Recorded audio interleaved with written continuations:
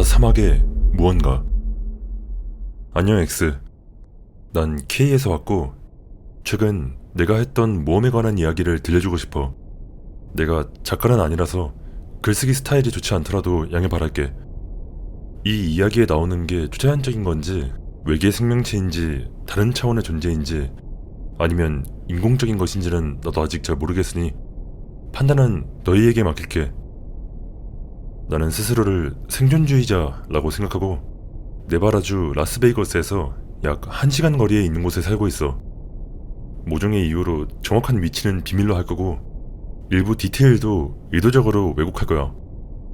모르는 사람을 위해 설명하자면 네바다의 근 90%는 정부 또는 군 소유지야.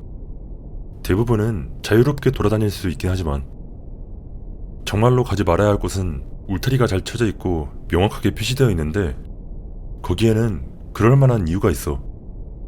방사능 오염지역뿐만 아니라 정부 연구시설, 폭격훈련장 등 활동 중인 시설들이 많이 있거든. 솔직히 말해서 그다지 흥미로운 것들은 아니고 보통 콘크리트 기초나 표적용 움막 몇 개만 있을 뿐이며 건강이나 안전에 위험만 될 곳이지. 그렇지 않은 곳들은 대부분 드론 관련된 일반적인 군사기지들이고. 나는 원래 초자연적인 현상을 믿는 사람이 아니었어.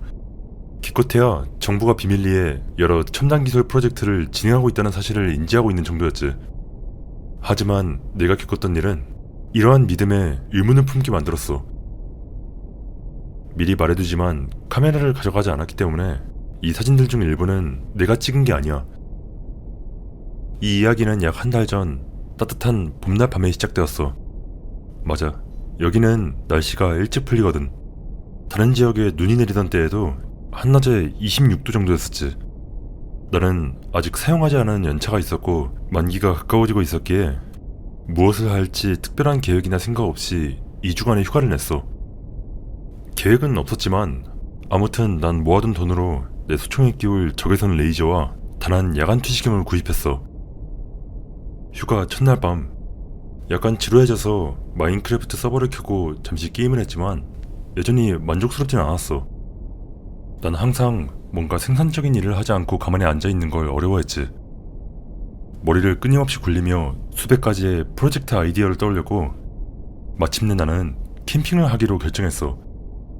하지만 아쉽게도 친구들 대부분은 일이 바빠가지고 일주일 동안씩이나 시간을 내줄 사람은 아무도 없었고 그러다 보니 문득 혼자 장기간 캠핑을 해본 적이 없다는 생각이 들었어. 사실 그럴 만한 이유가 있기는 했어. 사막은 고립되면 정말 위험한 곳이고 무슨 일이 생기면 죽을 수도 있으니까. 탈수, 골절, 방울뱀까지 정말 조심해야 할 게 많아. 그래서 생각해낸 유일한 대책은 5W짜리 아마추어 무전기를 가져가서 미리 알아둔 캠핑 장소 근처의 중기기를 확인하고 만일의 사태에는 그걸로 도움을 요청한다는 것이었지. 그리고 혹시 모르니까 유고슬라비아제 M76 소총도 챙겼어. 조사를 좀 하고 캠프 칠 곳을 간단히 둘러보다 솔직히 잘 알지는 못했지만 괜찮아 보이는 지역을 정했어. 버려진 은광도 몇 군데 있고 은신처로 쓸만한 마른 개울도 있고 관찰하거나 총을 쏠만한 야생동물도 많은 곳이었지. 페타에서 내 모험에 대해 알게 된다면 내가 죽인 토끼와 코요테의 수 때문에 난리가 날 거야. 아무튼 그렇게 위치를 정했고 짐을 싸기 시작했어. 옷장에 항상 비상탈출 배낭을 준비해두고 있어서 어렵지 않았고 오래된 물품들을 소비하고 교체하기에 좋은 시기라고 생각했지. 하지만 이번엔 조금 달랐어. 평소보다 전자장비를 더 많이 챙겼으니까. 아마추어 무전기, 단한 야간 투시경, 그리고 만일의 사태에 대비한 태양광 충전기까지. 핸드폰은 놓고 가고 지도와 나침반을 이용해 옛날 방식으로 길을 찾기로 마음먹었어. 어릴 적 보이스카우트 활동을 하면서 옛날 방식으로 길을 찾는 법을 익혔기에 녹슨 실력도 시험해보고 UTM 좌표계를 얼마나 잘 기억하는지 확인해보기로 했지. 전자장비는 밤에 재미삼아 사용하거나 비상시에만 쓸 생각이었고. 휴가 둘째 날 나는 새벽 3시 30분에 일어났어. 얼른 출발하고 싶어서 몸이 근질근질했지. 고속도로에 오르기 전에 뭐 좀 사야겠다 싶어서 내 오프로드 바이크를 세우고 도넛과 커피를 샀고 검은 생명수와 탄수화물을 잔뜩 섭취하고 나서 길을 나섰어. 날씨는 끝내줬고 얼굴을 스치는 바람은 정말 상쾌했어. 고속도로에 올라 몇 마일쯤 갔을 때 고속도로 출구 근처에 인디언 주유소가 있는 게 생각났어. 인디언 보호구역 경계가 특이한 모양이어서 약 1마일 정도 고속도로가 그 한가운데를 가로지르고 있어가지고 그 주유소에 들르면 누구나 면세유를 살 수 있었지. 기름을 채우려 그 주유소에 들리니 계산원이 어디로 가는 거냐고 물어왔어. 어디로 가는지 얘기를 해주고 캠핑을 갈 거라고 말했더니 그녀는 몇 마일 떨어진 공군기지에서 시험 사격을 하고 있다면서 사격장에 실수로 들어가지 않도록 조심하라고 말했지. 사실 이건 정말 심각하게 받아들여야 할 사항이야. 실제로 실탄을 떨어뜨리니까. 나는 그녀의 조언에 감사 인사를 하고 길을 나섰어. 아직 이른 아침이었고 난 얼굴에 스치는 바람과 모든 사회적 의무에서 벗어났다는 해방감을 만끽했지. 고속도로에서 내려오니 그 후로는 온통 흙길과 자갈길이었어. 무전기를 간단히 테스트하려 중계기 오프셋을 설정한 후 수신 상태를 확인했고 다이얼 톤이 잡히자 익숙한 오늘의 날씨 예보가 흘러나왔지. 이제 출발할 준비가 된 거였어. 나는 흙으로 된 오솔길을 따라 내려가며 울퉁불퉁한 길과 마른 개울을 헤쳐나갔어. 오토바이는 먼지와 돌멩이를 마구 튀기며 나아갔고 마침내 길이 갈라지는 지점에 도착했는데 여기서 나는 어느 방향으로 가야 할지 정확히 기억이 나지 않았어. 예전에 친구와 함께 한번 이 지역에 와본 적이 있는데 그때는 친구가 운전을 했었거든. 난 지도를 보고 대략적인 방향을 파악한 후 그 오솔길을 따라 내려갔지. 여기서 오솔길이라고 했지만 사실은 자갈길에 가까웠어. 그런 길은 때때로 야전기지나 주 이곳저곳에 있는 작은 야영지, 야생동물 보호구역, 심지어는 토지관리국 소유의 캠프장으로 이어지기도 했지. 군사기지에 잘못 들어가는 건 큰 문제는 아니었어. 보통은 그냥 돌려보내거나 손짓으로 물러나게 할 뿐이었으니까. 그래서 난 크게 걱정할 필요는 없다고 생각했어. 그룹레이크 근처에 가는 게 아닌 이상은 말이야. 그건 완전히 다른 이야기니까. 그 길을 따라 한동안 나아가다 보니 길을 잃었다는 걸 깨달았어. 주변 풍경은 완전히 낯설었고 괜찮아 보이는 야영지를 찾을 때까지 25마일이나 이동해야 했지. 하지만 물과 식량을 충분히 챙겼기 때문에 샘물이나 먹을 것을 찾을 걱정은 할 필요가 없었어. 왔던 길도 기억하고 있었기 때문에 그것도 큰 문제는 아니었고 이 시점에서 나는 그냥 모험을 떠난다 생각하며 잠시 머물기에 적합하다고 생각되는 야영지를 찾을 때까지 계속 나아갔고 결국 마른 개울 근처 산기슭에 자리를 잡게 되었어. 꽤 좋은 곳이었고 한낮에 그늘이 되어줄 조슈아 나무와 또랑도 많이 있었지. 이때는 우기가 아니었기 때문에 갑작스러운 홍수로 휩쓸려갈 위험도 없었고 캠프를 세운 다음 카멜팩을 메고 소총을 집어들었고 재미삼아 플라스크에 보드카도 조금 채웠어. 주변을 조금 걸어다니니 익숙한 매미 소리가 들렸고 나는 산기슭 근처에 또 다른 마른 개울로 향했어. 조금 걷다 보니 금방 지루해져서 보드카도 한 모금 했지. 때로는 일상에서 벗어나 긴장을 푸는 데까지 시간이 좀 걸리기도 하니까. 술을 마신 후 난 내 65 M76 소총에 한기를 시험해볼 때라고 생각했고 표적을 몇 개 설치해 준비를 마쳤어. 그런 다음 난 지역 식물을 관찰하고 이상하게 생긴 바위도 살펴보며 느긋하게 캠프로 돌아갔어. 돌아오는 길에 계곡에 내가 나타난 걸 별로 마음에 들어하지 않는 듯한 산토끼 한 마리를 발견해서 소총을 조준하고 한 발을 쏘려고 하는데 조준경 모서리에서 무언가를 알아챘어. 스코프의 배율을 조절해서 자세히 보니까 그건 죽은 지 얼마 안 된 코요테였어. 난 토끼는 놓아주고 코요테 쪽으로 향하기로 마음먹었고 가까워질수록 공기는 점점 더 역겨워졌어. 썩은 고기 냄새가 진동을 했지. 가까이 다가가 보니 조금 이상한 부분이 두 가지 있었어. 첫째, 가죽이 완전히 벗겨져 있지 않았는데 벗겨진 부분은 꽤 깨끗했어. 사지가 잘린 곳도 없었고 코요테는 골칫거리로 여겨지기 때문에 얼마든지 쏠 수 있지만 보통 가죽이나 꼬리, 발을 가져가는 것이 일반적이었어. 둘째, 총알이 들어가는 흔적이나 빠져나가는 흔적이 없어 보였어. 조금 의아했지만 그냥 사냥꾼이 자연사한 코요테를 발견하고 가죽을 현상금으로 내건 농부를 속여서 돈을 받으려고 했나 생각하고 넘어갔지. 코요테 무리에서 동족 포식이 일어나기도 하지만 흔한 일은 아니었으니까. 캠프로 돌아와서 모닥불을 피우고 용기의 물약을 한두 잔 더 마신 후 미리 설치해둔 표적에 사격 연습을 시작했어. 총을 이리저리 주물럭대고 스코프를 조정한 다음 최장거리 사격에 도전했지. 700m 거리에서도 몇 발을 맞췄고 약간 취한 상태에서, 그래 물론 총과 술은 섞이면 위험하단 거 알지만 사람이 많은 것도 아니었고 완전히 만취한 상태도 아니었으니까 이 정도면 충분히 시험해 본 것 같다고 생각해. 총을 좀 식힌 다음 전투 식량을 하나 뜯어먹고 총을 청소하기 시작했어. 먼지를 100% 제거하려는 시도를 여러 번 실패한 후 결국 포기하고 간단한 야전 청소만 했지. 완벽히 깨끗하게 청소한 건 아니었지만 필요할 때 제 역할은 분명히 해낼 거라는 생각이 들었어. 5성짜리 MRE 식사를 마치고 난 이 주변에 다른 아마추어 무전사가 있는지 확인하려고 무전 장비를 꺼내 켰어. 그러나 주파수를 훑어봤지만 몇몇 국립공원 레인저들이 상황을 보고하는 것 외에는 딱히 흥미로운 것을 찾지 못했지. 그래서 정말 하면 안 되는 일을 해보기로 마음먹고 제한된 채널을 훑어보기 시작했어. 모르는 사람들을 위해 설명하자면 군대는 MARS라는 제한된 채널을 사용하는데 이 채널은 매우 높은 주파수를 사용해. 무전기를 적절히 개조만 하면 도청이 가능하고 내가 이걸 방송만 하지 않으면 괜찮을 터였지. 나는 이 채널들을 스캔하기 시작했고 약간의 귀신을 잡아낼 수 있었어. 그러나 이건 역시 지역 상황 보고 외에는 별다른 내용이 없는 것 같았고 머지않아 보고만 줄창 해대는 소리가 지루해져서 무전기를 꺼버렸지. 해가 저물어 어둠이 깔린 후 나는 잠시 동안 모닥불을 바라보며 멍하니 앉아있었고, 그러다 내가 술을 한 잔 더 마시려고 했을 때 가방 안에서 뭔가 찌직거리는 소리가 들려왔어. 무슨 괴물이라도 가방 안에 둥지를 틀었나 싶어 가방을 집어들어 보니 무전기가 살짝 켜져 있는 게 보였어.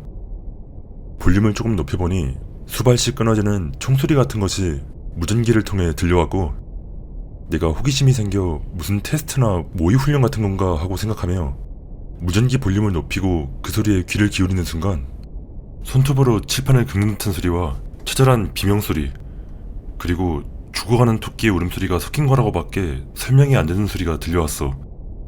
그래서 내가 볼륨을 줄이려고 다이얼을 돌리는데 퍽 하는 소리와 함께 무전기가 갑자기 조용해졌어. 무전기가 망가졌거나 콘덴서가 터진 것이었고 그 말인즉 통신의 수단이 사라졌음을 의미했어. 나는 잠시 거기 앉아 여기 온 게 잘한 것인가에 대해서 생각에 잠겼고, 잠시 동안 생각을 정리한 난 그건 그냥 100마일은 떨어진 곳에서 들려온 잡음일 뿐일 거라고 자신을 안심시켰어.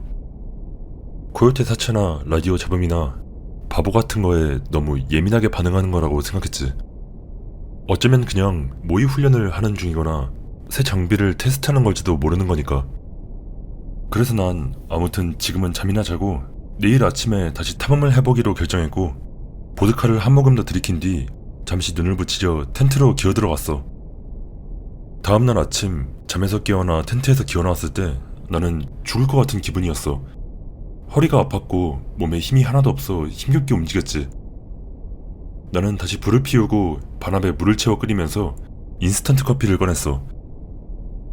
오늘은 주변을 좀 돌아다니며 탐험해보기로 마음먹었고 텐트 옆에 놓인 무전기를 보고 조심하는 게 좋을 것 같네 라고 생각했지. 모닝커피와 계란 앤 베이컨 4마리를 먹고 난 후 소총을 들고 생명의 흔적이나 버려진 장비 또는 버려진 건물 같은 걸 찾길 기대하며 길을 나섰어. 자연적으로 나는 오솔길을 따라 오토바이를 타고 올라가 능선을 넘으니 넓은 계곡과 땅이 펼쳐져 있었고 저 멀리 군사기지의 시작을 알리는 울타리가 보였어. 그것을 보자마자 난 가슴이 철렁 내려앉는 듯한 느낌이 들었어. 어젯밤에 무슨 일이 일어났든 간에 바로 몇 마일 떨어진 곳이었을 수도 있었던 거야. 나는 그 느낌을 떨쳐내고 그저 불안감과 상상력이 나를 괴롭히는 거라고 결론지었어.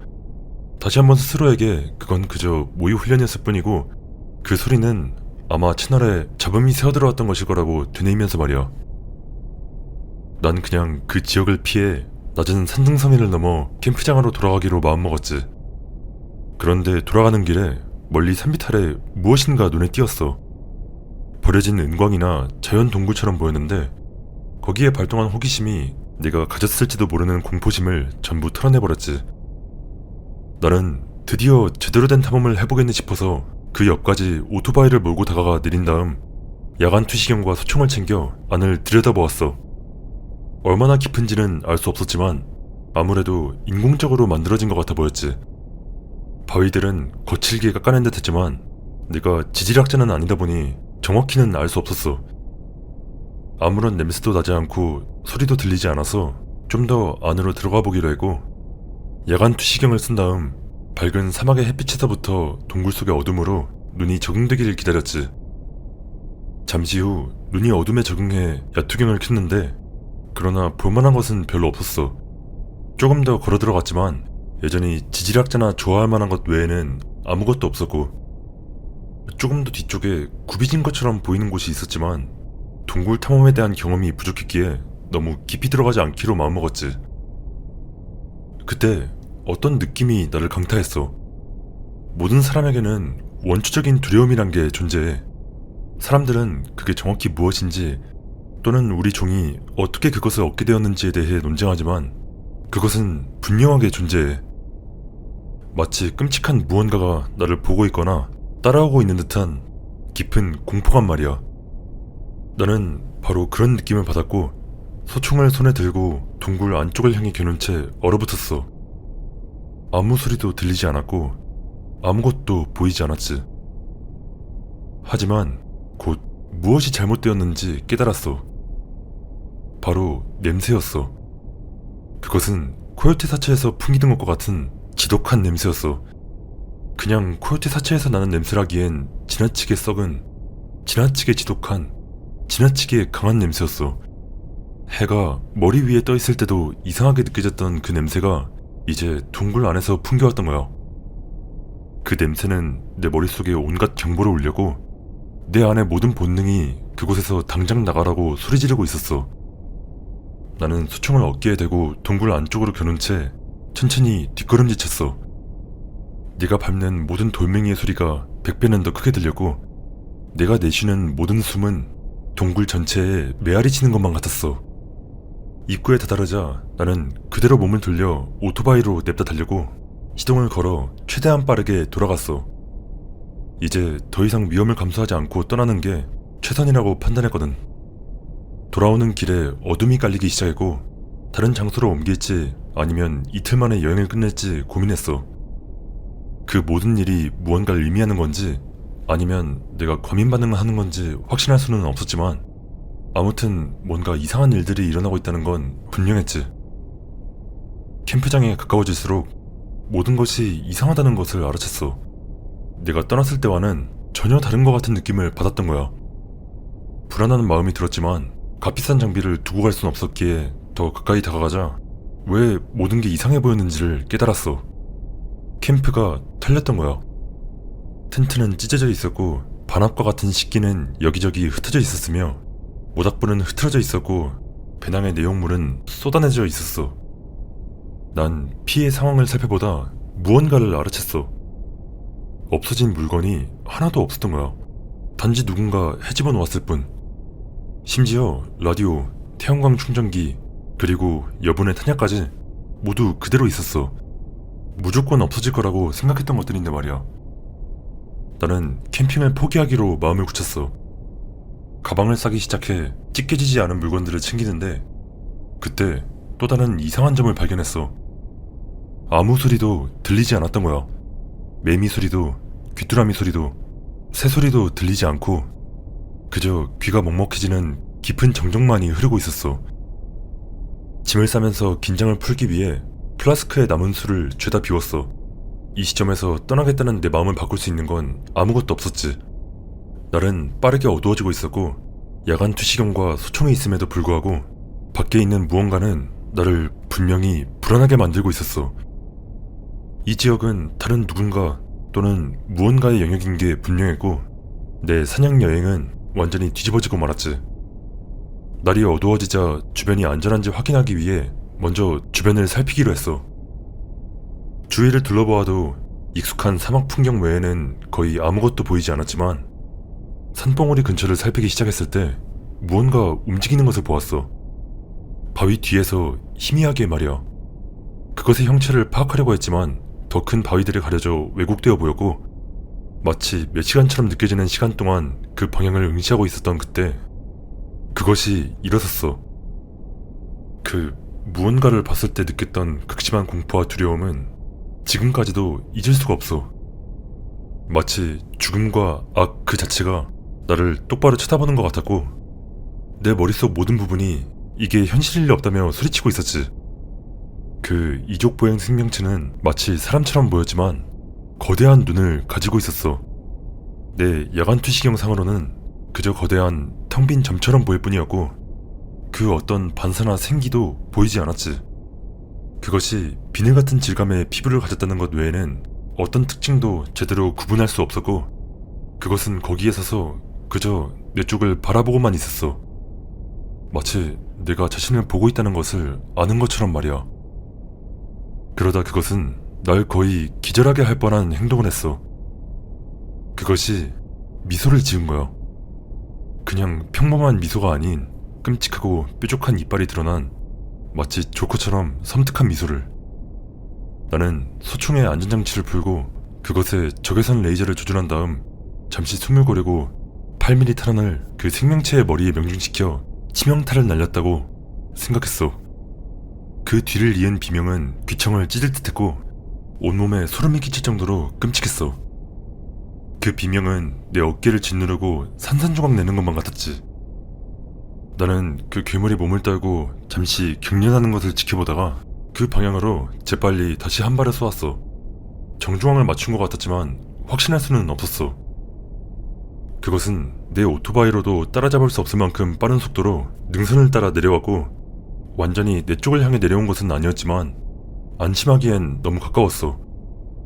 나는 전속력으로 마른 개울 안으로 뛰어내려왔고 달리는 동안에도 최대한 총을 그쪽으로 겨누고 있었지. 난 작은 틈새에 몸을 숨기고 기다렸어. 멀리서 으르렁거리는 소리와 날카로운 비명 소리가 들렸는데 처음에는 가까워지는 듯 하다가 다시 멀어져 갔지. 소리가 어디서 나는지 정확히 알 수는 없었지만 칠흑 같은 어둠 속에서 그 괴물이 주변에 있는 한 꼼짝없이 그곳에 발이 묶인 셈이었고 나는 계곡 옆 틈새에 웅크린 채 그저 기다리며 밤을 지샜어. 총구는 바깥을 향해 겨눈 채 순전히 아드레날린만으로 깨어있었지. 내 인생에서 가장 힘들고 공포스러운 밤이었어. 날이 밝았지만 그 무언가의 기척은 전혀 들리지 않았어. 첫 번째 충격을 가한 지 벌써 몇 시간이나 지났지만 날이 완전히 밝아올 때까지 꿈쩍할 생각도 하지 않았지. 해가 뜨고 익숙한 야생동물들의 소리가 다시 들려오자 그제서야 나는 안심하고 자리를 뜰 수 있었어. 나는 먼지를 뒤집어쓰고 기진맥진한 채로 조심스럽게 밖으로 나왔고 일어서서 무언가 있는지 주변을 둘러보았지만 어젯밤 나를 쫓던 놈의 흔적은 어디에도 없었어. 그래서 난 용기를 내어 오토바이로 향하기로 했어. 장비를 챙길 생각도 하지 않고 그저 소총만을 어깨에 맨 채 어젯밤에 나타났던 그 무언가가 소리를 들을까봐 몹시 불안해하며 주저하다 오토바이 시동을 걸었어. 시동을 건 채 1분을 기다렸지만 아무런 움직임도 보이지 않았기에 조심스럽게 출발하기 시작했지. 그런데 그 전에 문득 어떤 생각이 내 머리를 스쳤어. 내가 그놈을 마친 자리에 무언가 남아있지 않을까 하는 생각이 말이야. 모든 게 괜찮아 보였기에 한번 확인해보기로 마음먹었고 나는 데프콘 1단계 상태로 오토바이를 몰고 능선 위로 올라가 혹시라도 무언가가 나를 지켜보거나 따라오진 않는지 확인하기 위해 주변을 샅샅이 살폈어. 처음 그것이 숨어있는 것을 봤던 바위투성이 지역에 도착하니 핏자국이 선명하게 남아있는 게 보였고 나는 재빨리 흙과 마른 피를 한 움큼 집어들고는 그곳에서 미친듯이 도망쳤어. 오토바이를 몰고 내려가는 동안 나는 또다시 무언가 나를 지켜보는 것 같은 느낌이 들었지만 속도만 높일 뿐 뒤돌아보지 않았어. $500어치의 장비를 잃어버리고 소총, 탄창 몇 개 분량의 탄약, 그리고 야간 투시경만 남은 채로 집에 도착한 나는 사건의 진상을 파악하기로 마음먹었고 지역 대학에서 일하는 친구에게 전화를 걸어 상황을 설명했어. 아주 자세히 말하진 않고 사냥을 나갔다가 정체를 알 수 없는 무언가를 쏘았는데 그 동물이 나를 공격했다고만 설명했지. 친구는 피 묻은 돌을 가져오라고 했고 아마 DNA 검사 같은 걸 했겠지? 한 달쯤 후에 친구에게서 연락이 왔는데 도대체 이게 뭔 DNA인지 모르겠다면서 몇몇 동물의 DNA와 부분적으로만 일치한다고 나에게 설명해줬어. 이제 여기서부터 모든 게 정말 이상해져. 누군가에게서 전화가 왔는데 솔직히 뭐하는 사람인지 잘 모르겠어. 그런데 그 사람은 내가 캠핑을 했던 것을 언급하며 그냥 잊어버리는 게 좋을 거라고 말하는 거야. 게다가 운전할 때 어떤 사람 몇몇이 나를 미행하고 교대로 뒤따라오는 것을 여러 번 느꼈기도 하고. 아무튼 이게 다야. 앞으로 어떻게 해야 할지 잘 모르겠네. 제대로 마무리 지어주지 못해 미안하지만 너희가 방금 읽은 게 내가 아는 전부야.